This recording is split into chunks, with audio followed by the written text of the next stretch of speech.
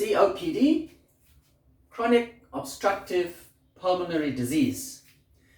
Now, what is COPD? It's restricted airflow and breathing problems, sometimes called emphysema or chronic bronchitis. Basically, the lungs have been damaged and they're unable to actually receive enough oxygen to send to the blood, so you have those breathing difficulties and wheezing.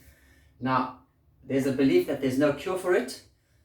There is, however, I can show you a way and a new option that's available that you can actually repair your lung cells.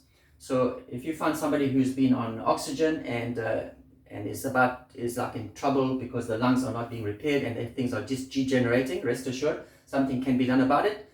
Take action. Watch the video.